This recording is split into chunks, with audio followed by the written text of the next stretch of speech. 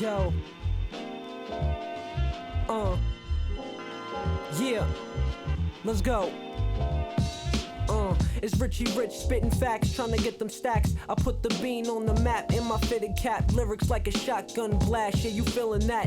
I'm running rap like laps around the track. Yeah, the hottest thing around, so you gotta bring a pound if you really wanna battle, cause you know how we get down. The dub to the bricks, to the east, to the sticks. Niggas recognize the flow and who it is. I'm back, I never left. It's Steph, they tryna copy. Oh, yeah? No, not me, he who moves sloppy. Get caught slipping, you'll fall right off the top, G. Cause I'm the shit, wake up and smell the coffee. Matter of fact, smell the piff, let me light it up. Puff, puff, pass till everybody high as fuck. But that doesn't mean you can go and act up. Nah, you'll get snuffed. Nigga, come try your luck. Listen up. All right, welcome to Alejandros All About Everything podcast. I'm the host, the best in the world, Alejandro Cartagena. How you doing? Bam, 2 thumbs up from me. Today we got a special guest, my friend from high school, Dan Custer, a.k.a. ThatHookSet boy.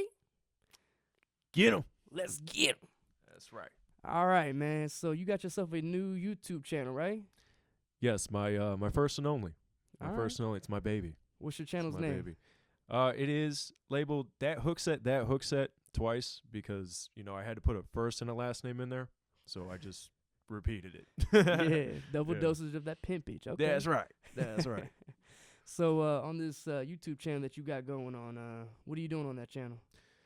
Pretty much it's just videos of my fishing adventures. And an occasional little, I guess you say how-to video or a, little tutorial video. Trying to throw more of those in there. Right now it's pretty much a lot of my adventures, but Okay. I'm definitely eventually going to mix the game up. All right, okay. So I noticed in your videos that that you got these secret spots that you like to go to. What's that all about? Yes, sir. Yeah, these spots, there was actually research put into them.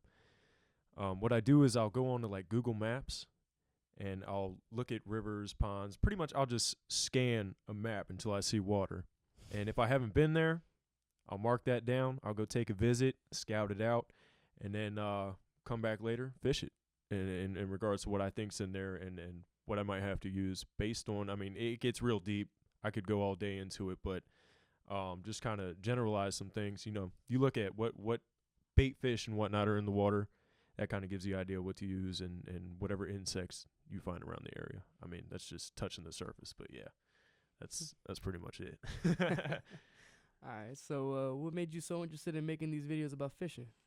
I finally decided it was time to get my name out there. I've been a fishing fanatic since the age of 4. That's pretty much when I learned how to fish, and it just, I've watched other people do it, and I'm like, well, hey, not saying that I'm better than anyone out there, Right. but I know I catch fish, so I know that I can constantly be cranking out some videos. So yeah, that's pretty much it there. Okay. So what made you start into fishing?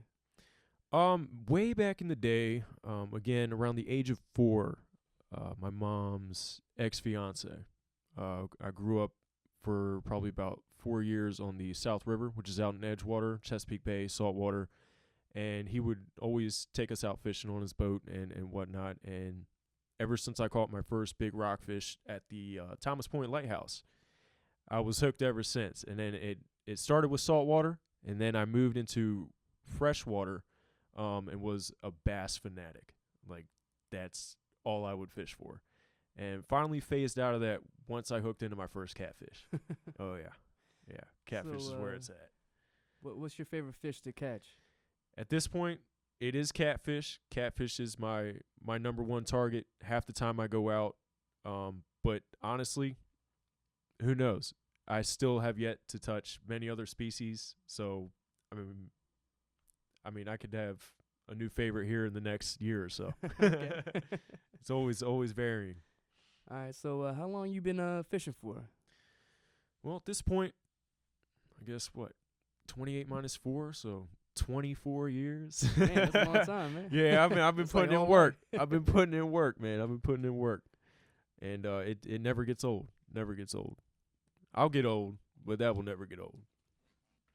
Okay. So have you ever been in any competitions for fishing?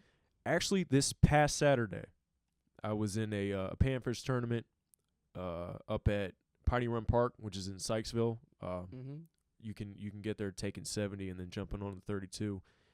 If y'all don't know where that's at, yeah, very good park. Yeah, so Piney Run is a park, right in Sykesville, which is up north. You take 70 there, jump on the 32, and you're pretty much there.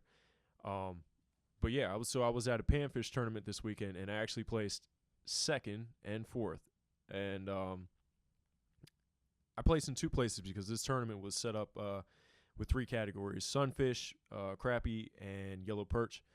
So initially, just to have first place for a little while, I entered the first fish. So I got a taste of first place for a little bit, and then it didn't take long to drop down to like fourth place. But yeah, it was fun. Decent little turnout, fairly cheap little tournament. I mean, so I definitely encourage entry. Okay. So you mentioned the panfish and a few other fishes. How many fishes are there out there?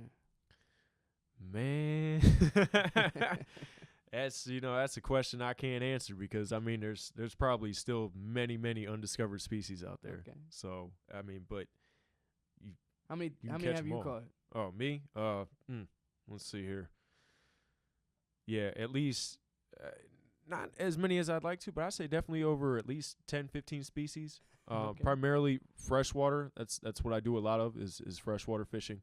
But I would like to dive a little further into saltwater fishing because you have stronger fish out there. Okay. They fight a lot harder. So what's the difference between saltwater and freshwater? Other than obviously like the salinity and of the water, fish design, believe it or not,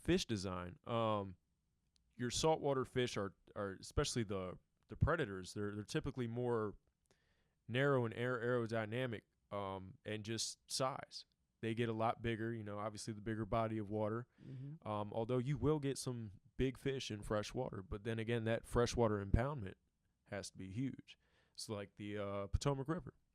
Right now, although it's invasive, I don't know who put them there, but there's the blue catfish, and it can reach in excess of 100 pounds. Mm. So, I mean, you got big fish here and big fish there, but in saltwater, they get even bigger. Okay. Yeah. So I've been watching these videos of yours on your YouTube channel, and I noticed that you fish at night, you fish in the morning, you fish in the afternoon. You got specific times for when you fish, or is there a specific time for when you're fishing for certain fish? Or?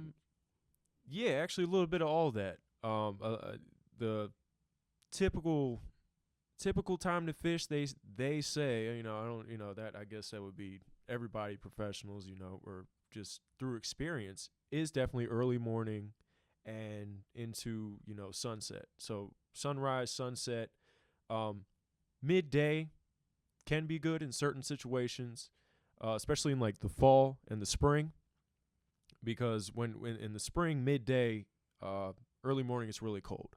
So by midday, in spring, you might get a 10-degree warm up, and that will trigger a bite midday sometimes. And in fall's my favorite time to fish because they're just like a bear.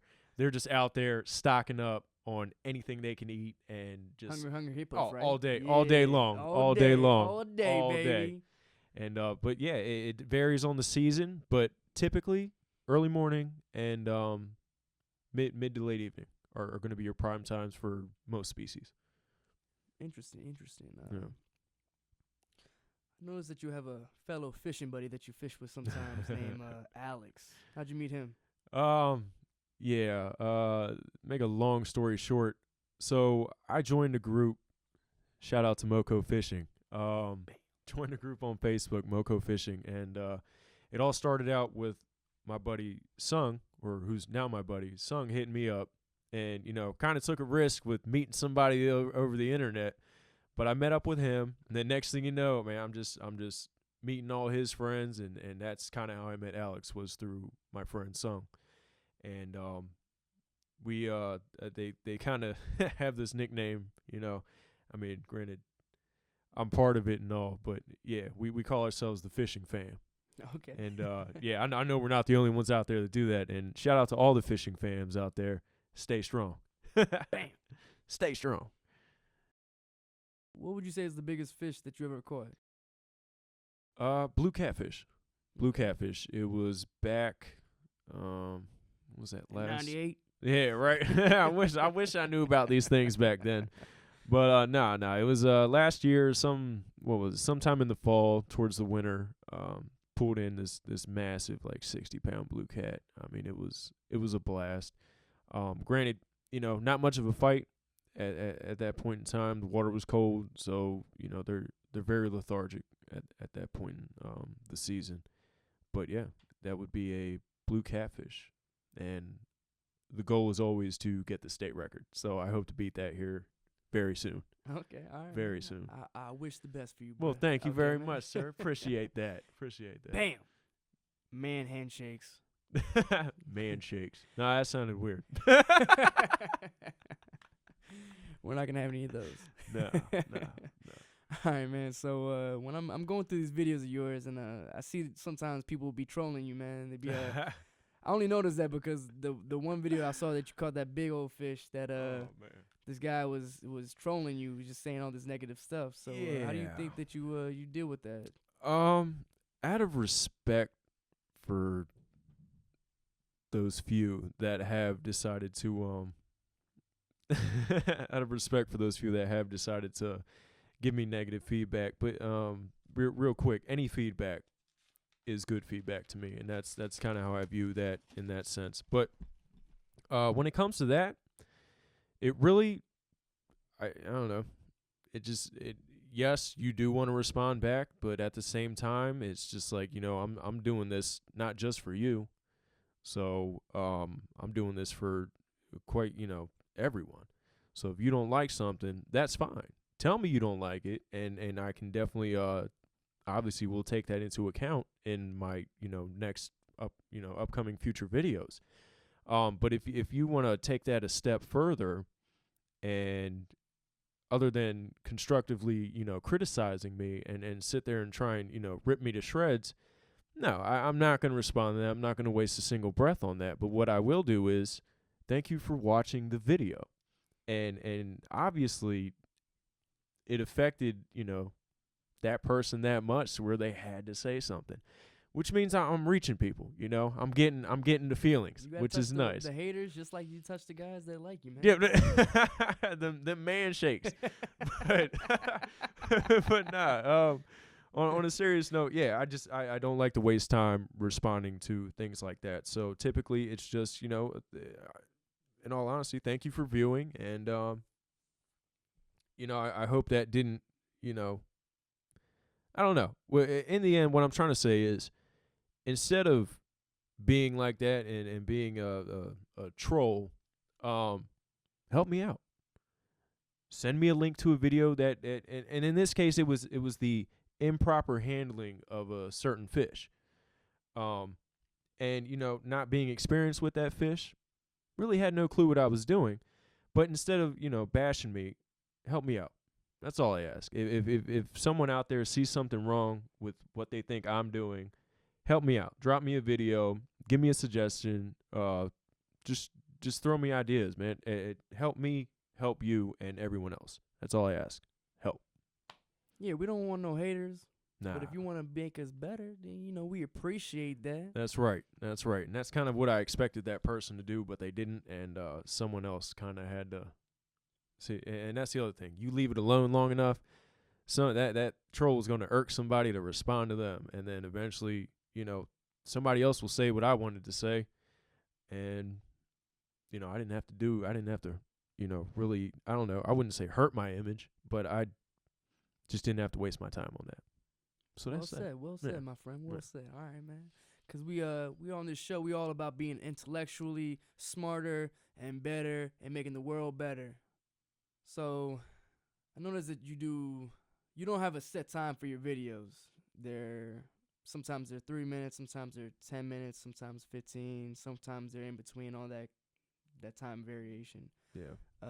What's the longest time that you think that you've gone without getting a bite while making your videos? Well, in regards to making videos, there's only been 2 occasions where I haven't caught a fish. But you know, in that sense, it's pretty much if I run out of film or something like that, that's when I leave. And so far, that's been, I don't know, it's probably 6 hours, just getting bites but no fish. And you know, not that I'm against posting videos without fish. I just at this point prefer not to. I feel like everybody wants to watch Prefer you not catch to. a fish. You know, I opposed to mean just being like, "Hey, that's the man." goal. That's the goal. And I've seen a couple shows on TV where, you know, like professionally edited shows put together, and no, they will not catch fish. But their highlights, because they have cameramen and stuff like that, they're a lot better. Like you know, it's just me right now doing what I do with a little chest camera and whatnot. So I don't get as many like cool scenic shots and highlights and whatnot. I mean, maybe yes, I can eventually do that. I'm definitely going to consider that. Now that I'm thinking about it, thank you for stirring up that thought. But yeah, you know, there are times where I don't catch fish and I just choose not to post them at this point. However, if I am doing like a tutorial video or a how-to, I probably will still post that even if I don't catch anything, which, you know, I understand it's going to look like, oh, well, he's teaching us how to do this, but he didn't catch anything. You know, that's why it's fishing. It's not catching. Right. Fishing ain't But perfect, right? Yeah, right. You still learn though. Every time you learn, and filming has actually helped that, because in watching my films, especially when I don't catch anything, it's like a football coach going over his film. You sit there, you analyze, you look at the wind, the water, how you're casting, what action you're using, presentation you're using, colors you're using, and you go back and personally, I keep a fish log, and I recommend everybody keep a fish log.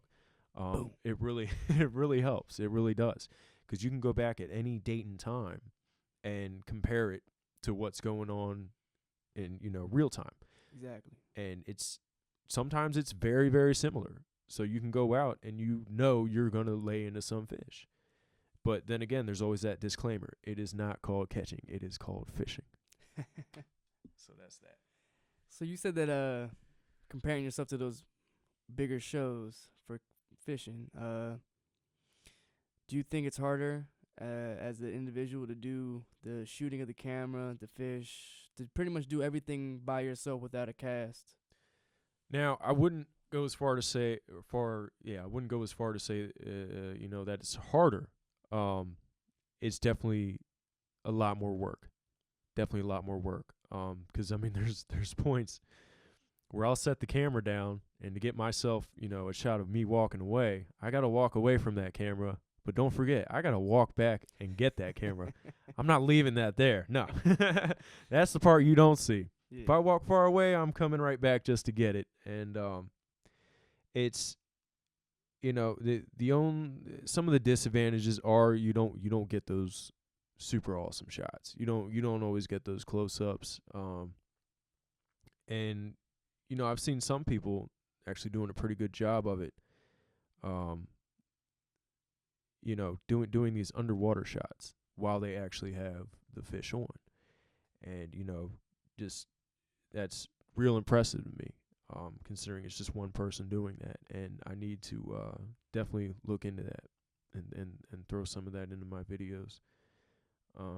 But overall, yeah, it's just harder. It's a lot harder. Having a cameraman, maybe one of these days would be nice. Mm-hmm. But as of now, I'm still just having a blast doing it myself. So these secret locations again. What's the furthest that you think that you've walked or drove for this secret spot that's so secretly amazing? Well, sir. Yeah, so actually having looked it up on a map, that secret spot is about 1.3 miles. Yeah, no, it's a hike. It's a hike. And, you know, not that many people are willing to go to such lengths for a fishing spot, and that's where you find gold, man. That's where you find gold. And I mean, in general, that's roughly the average distance I have to walk to a spot. But recently, when it comes to fishing the C&O Canal, I bought a bike. I finally got smart, bought a bike. So, I mean, my horizon has expanded greatly. So, and in regards to these secret spots, a lot of fishermen keep secret spots because, you know, I hate to say it, but you have a good majority of people out there that will just come in and ruin spots. And what I mean by ruin spots is, you know, they'll come in there and, yeah, you know, they have all the awesome intentions of catching fish, you know, but they leave trash. They leave fishing line. That's my number We one. ain't about polluting. Number one pet peeve. Don't leave your fishing line anywhere, but either in your pocket, in your bag, or in the trash. Don't leave it anywhere. I've seen too many animals. Worst example I've seen is a blue heron just dangling from a tree, covered in fishing line. And, you know, it was pathetic. It was extremely pathetic. And I mean, even other fish get caught in the fishing line. Turtles are a great example. You know, it's just bad. It's terrible. So my main thing is, you know, you let people know about these spots. They leave trash, or they'll keep everything from that spot. And then you no longer really have a productive spot. Mm-hmm. But the advantage to some of my spots is they're mainly on rivers. And rivers, every single second, are constantly changing. The flow of water never stops, so change never stops. I could have a spot that's producing for me 3 years straight. 4th year comes around.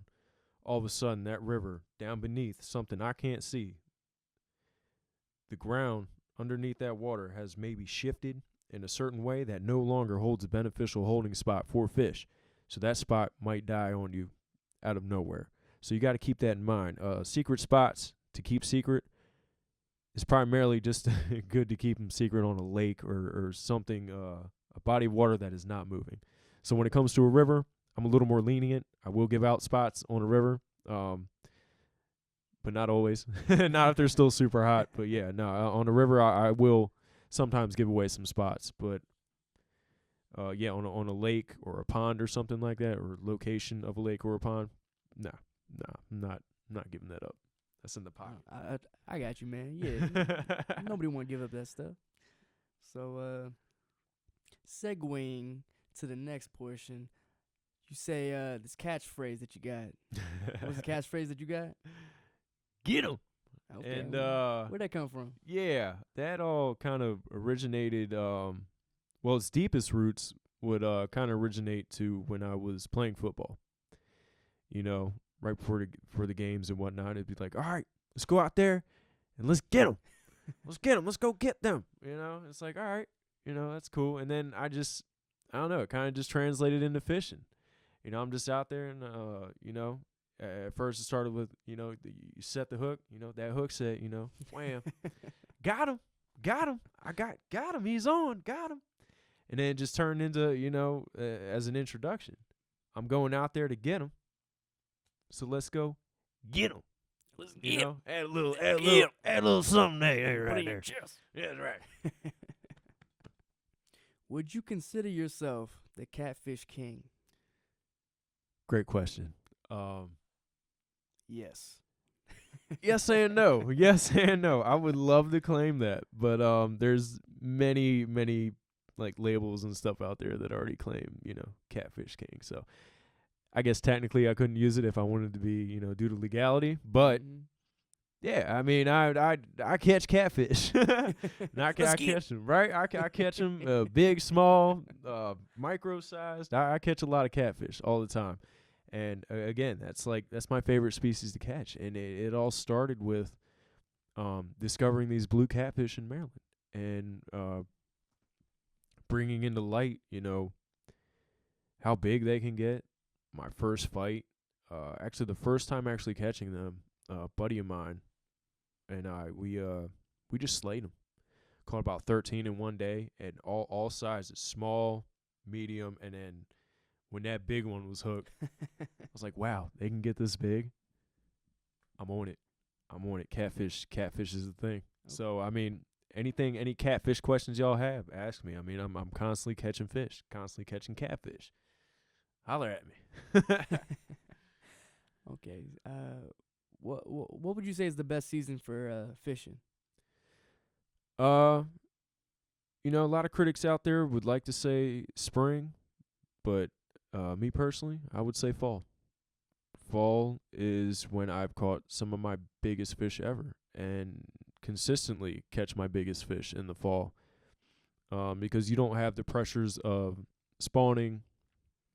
You don't have the pressures of, at that point, cold water in the morning, hot water in later in the afternoon. So yeah, you don't have those early season pressures. Obviously later in the season, later in the season, yeah, you'll start to experience cooler evenings. Mm-hmm. But I mean, that doesn't seem to be too much of an issue because the majority of the day is going to be warm. And also, again, like I said, with the fish sensing the oncoming of winter, they go into just eat mode. They just want to eat. I mean, just again, back to the bear reference, a bear that's going to hibernate. They just want to eat and eat and eat. But here's the difference. Fish don't hibernate. They do not hibernate. That's why you can fish year round. From J1 to D30. You can, or is it 31st? I forget. It's 31st. Okay, yeah. It's from J1 to D31. You can fish year round. The only thing is, I love fishing in winter because that's when you will primarily hook into your biggest catfish.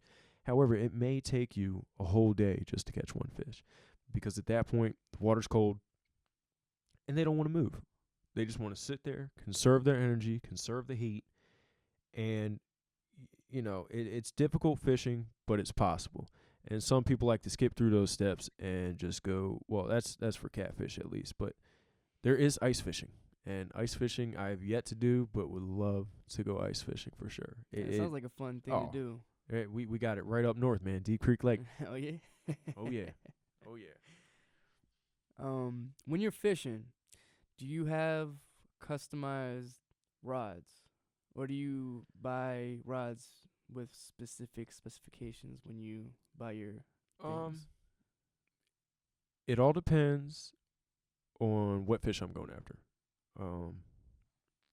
So let's just say, all right, I'll give you a little breakdown of my arsenal right now. I have 10-foot setups, medium heavy action for catfish, my big catfish, my blues, my flats. If I were to do a channel catfish type deal, which I have 2 rods for that, I use roughly a 8-foot medium action. I don't need that medium heavy set. I don't need to, dig it into that mouth. And for like bass, walleye, and stuff like that, I use 7-foot medium heavy action rods, and ultralight, obviously ultralight I'll use for panfish and whatnot. But no, nothing's custom. I get most of my stuff from Dick's Sporting Goods, Bass Pro Shop, Cabela's, all that stuff. It would be nice to have custom rods though. So when you when I what? When I what now? Let's start this over. If I were to start out fishing and I didn't know anything and I was looking for advice on what to buy for a starter kit for fishing, what would I be looking for? Okay. Yeah, I mean, it's a fish most people start with, even at a young age, and even if you are older and need to start and decide to get into fishing, I'd recommend starting with sunfish, and what you're going to need for that is hook, bobber, sinker, worms, and in regards to a rod, I don't know, little 6-foot combo. That could be light, heavy, medium, and these are all grades of stiffness for the rod. Heavy, virtually no bend. Medium heavy, tip flex maybe with a little mid-range bend.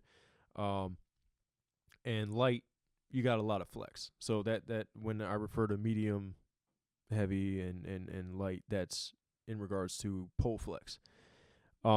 So yeah, I mean, when it comes to that, you can use virtually anything to catch them. And it's not gonna break. It's little fish, so don't be afraid to use something real small.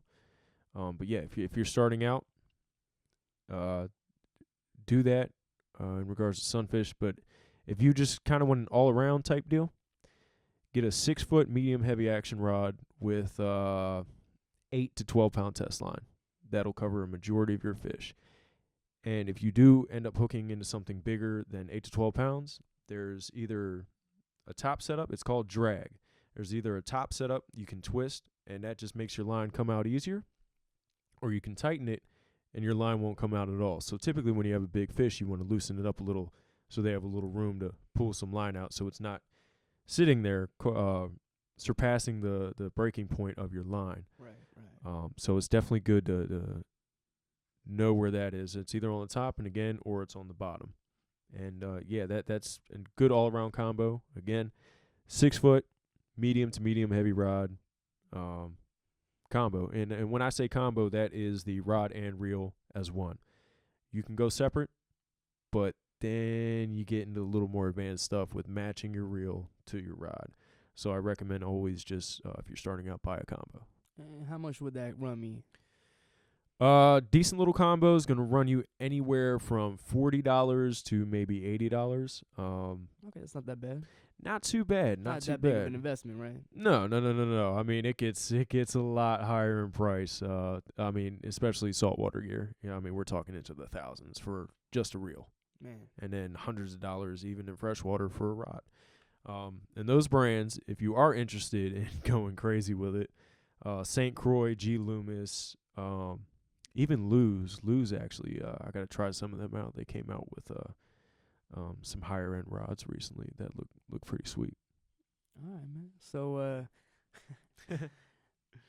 we're going to have some clips going up on right now. So yes, we are. My friend right here took me to go fishing, and that's my first fishing experience. I want to thank you very much for taking me out. You are quite welcome, sir. It was a lot of fun. It was a lot of fun. It was a blast. And so go ahead and give me your thoughts for today. You know, we went out, caught what was it, like 5 fish? Yeah, it was about 5 fish, and on top of that, we hit the trifecta. That trifecta. What's that trifecta mean? That Potomac River trifecta. You know what that means? Nah, tell me what that means. He saw it. He's my witness. I didn't know what it was. He is my witness. This man right here. Okay, so we caught a flathead catfish, a blue catfish, and a channel catfish, all within 30 minutes. And that is the trifecta. Those are the 3 catfish. Those are the 3 catfish species in the Potomac River that most people go for. I mean, there might be some mudcats or whatever, but that is the Potomac trifecta. Again, flathead catfish, blue catfish, and channel catfish. And we killed it. We absolutely killed it. Bait was a blast too. Right? Yeah. Helped me catch some bait. It was my first bait I caught today. Biggest fish ever in my life. Caught the biggest bait fish. That thing was huge. Sunfish. Best bait to use for cats. Yeah, so it was a trifecta, but the whole plan was to, because I knew the water was flooded, we went out, caught some bait. Typically I'll catch the bait in the canal, so that's what we did. We came, set up, started fishing the canal, got some sunfish out of the canal, and then luckily my spot in this particular area, Lock 6, is where we were at. You walk down the hill, you make a left, and there's a fallen tree that we set up on. And all we had to do was chop up some fish, make a couple casts, and it wasn't too long after that. It was the first time I ever went fishing, and everything was smooth. Yeah. No, I appreciate that, because that's how every trip should go. But sadly, it doesn't. It does not always go that smoothly. But yeah, I'm glad we were able to find some fish today. Flooded water always helps, so that was a little bonus. But there are always fish in there. And you head down to your left and you keep going, and it's the only fallen tree on the other side of the river there. And that's where we set up. Just casted, kept the bait close to the tree, close to the cover, and as you saw, that's where they hold. They hold near cover. And it didn't take long. I mean, I think we were there, first 5 minutes, and all of a sudden the reel. Yep. was going. And it was on the same ride too. You had 3 of them going, right? Yeah, That's you right. had 3 of them going, just chilling. That's right. And they definitely favored the middle rod. It was I don't know. It just happens like that sometimes. Some people out there will know what I'm talking about. Yeah, as you can see with these pictures, these fish that we caught, man, they're really big, really, really big. The biggest fish I think I've ever seen up close to my face. some good old fish eyes. Some good quality fish right there. Biggest one was what? The blue catfish. That was 17 pounds. Yeah, 17 pounds. Not bad. Little chunker. Some smaller flatheads and the little baby channel there. But yeah. And that was another thing interesting too. When we were fishing, I noticed that you kept on calling out the different fish even before you could even see it coming out of the water. Well, you know, how is it that you could tell exactly how or what the fish was when it bit at that one moment? Like you said, the bite. It's all in the bite. And this wasn't like learned overnight, or I actually didn't even look this up online. This is all strictly experience. But yeah, you can tell because of the way the fish bites. Blue catfish will typically grab and go. They slam it. If not, you'll get 2 to 3 taps and then they just run. It's almost like a taste test. All right, it's good. Gone. The flatheads, I noticed, and this is weird because I have done a little research into this. The ones here in Maryland, at least, are the ones that I've been catching. And I don't know if this is just a smaller flathead trait. It might translate into a bigger flathead trait, but they'll just tap, tap, tap, tap, tap, tap, tap, and constantly tap. Otherwise, channel catfish, it'll be more aggressive taps. It'll be a tap, long tap and pull, tap, long tap, pull, big tap, and, just keep an eye. Notice the patterns. And again, keep a fish log. Everything that you're saying very interesting in opening my eyes, because I'm not a fisher, you know what I mean? And I would hope anyone that's watching right now that is not into fishing or is getting interested in fishing is getting a lot of good information out there. And so I gave you all these questions. You told me, you talked with me. I want you to go ahead and take a couple minutes out this interview right now and tell the world right now. So I want you to tell the whole entire world. World. Tell them about yourself. I want to know more about Daniel Custer. You know what I mean? All right. Well, let's see here. Yeah. Extremely avid fisherman. Absolutely obsessed with fishing. I also hunt. So hopefully I don't lose too many people. If any of my followers are vegans or anything out there, hope I don't lose you because I hunt. But yeah, no, I fish, I hunt. I was pretty much raised with the whole outdoor scene.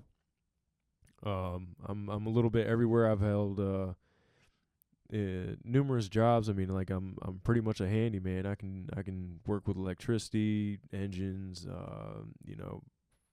construction, I guess you'd call it. So I don't know. I've been a little bit of everywhere and done a little bit of everything. Your modern day Renaissance man, I guess.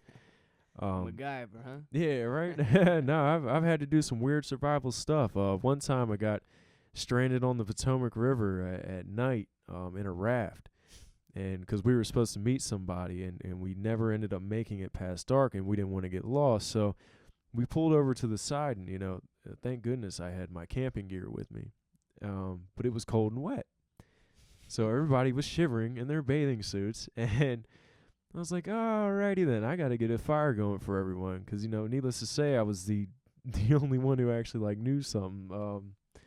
And yeah, so what I had to do was I asked one of the chicks we were with, I was like, here, can you take out your bathing suit top insert? And next thing you know, that thing was so damn flammable. We started a fire with that, and I got everybody warm, and then, but, sadly, it had just rained, so... yeah, the fire didn't last too long due to the lack of being able to find dry wood, but I'm going to stop you right now. Touch the beard moment. Touch the beard? I'm just kidding. You go ahead now. Yes. All right. Yeah, but yeah, I mean, I don't know really what else to say. I mean, I don't know, give you another job, I guess. I don't know. I'm a mechanic. I mean, you sound like you're a very resourceful man, right? Yeah, definitely. And always willing to learn new things. Try new foods. I love food. Absolutely love food, love cooking. Actually, soon I'm going to be putting some cooking videos up and whatnot. I see a lot of people doing these catching cooks. But I might even do a couple shore lunches. Cook them right there on site. Right? Yeah. Okay, yeah, man. Yeah, definitely want to definitely want to educate people. Keep educating. I've been slacking on that a little bit. So get a little more educational videos out there, a little more how-tos, tutorials, and take any advice from anyone who wants to drop me something. But I don't know. In regards to me, pretty much just want to keep this thing going. Want to keep it moving. Want to blow up. Want to blow up like boom. All right. Not for the fame, but to for the money. Not for the money per se. But yeah, not just to educate people and hopefully teach people on how to catch fish, be an ethical fisherman, and hopefully reduce some of the bad habits and conduct that we got going out there in regards to hunting and fishing. And just I don't know. That's been my whole life. Wildlife. I went to school, West Virginia University, studied wildlife and fisheries studies. And, I mean, it's been it since day one. And it will be till the day I die. All right, man. Well, that's respectful. It's interesting. You know what I mean? Sound like a very resourceful and interesting friend of mine. Oh, yeah. One more thing. Don't mean to cut you off there. But I travel. Yeah.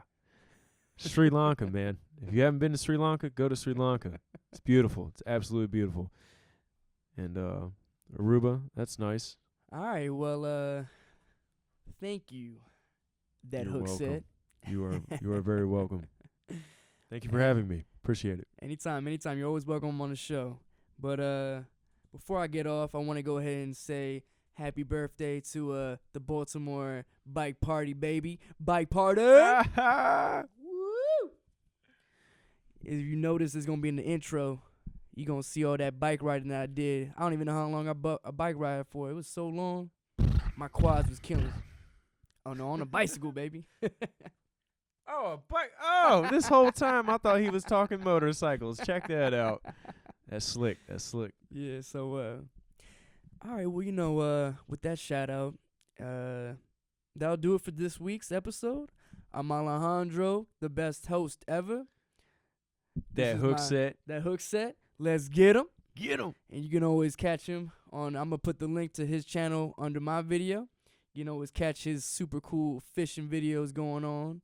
Catch me on his newest episode that's going to go up. I don't even know when, but it's going to go. Couple days from now. I got a couple more things to put on there before that. But hey, yeah, you're on there. All right. So with that said, I'll see y'all next week. Peace. Yeah, like, share, subscribe, comment. And him. Yeah. All right. Doesn't mean you can go and act up. Nah, you'll get snuffed. Nigga, come try your luck. Listen up, let's move. Groove to the rhythm, just do what it do. Come on, it's a given. You know we won't lose. You better listen up right now, we drop jewels. Listen up, let's move. Groove to the rhythm, just do what it do. Come on, it's a given. You know we won't lose. You better listen up right now, we drop jewels. Who be that quickest, most vicious cat that's rocking that all black fitted cap that's turned back, stalled his lip, smacking his shit, talking I don't play all that, lay away all wax. So take a tip in the vague quick. Best behavior end up in your grade trick. Pick a lot and a suit, cause I'm sticking you for your loot. The cold truth, been fresh, spit that shit in the booth. I'm always winning, never losing, make you wish you could too. Do what I do, but there ain't room up here for two. So I'ma have to cut you loose, mine's complex. And y'all rhymes is mother goose, smother your mom dukes, father, sister, and your brother too. And it ain't stopping with your family. I'm coming to your block, I'm popping off for verbal shots randomly. You ain't no man to me, understand I demand to see damage like Van Damme set with bandanas and hammers for y'all spitting slander. Listen up, let's move. Move to the rhythm, just do what it do. Come on, it's a given, you know we won't lose. You better listen up right now, we drop jewels. Listen up, let's move. Move to the rhythm, just do what it do. Come on, it's a given, you know we won't lose. You better listen up right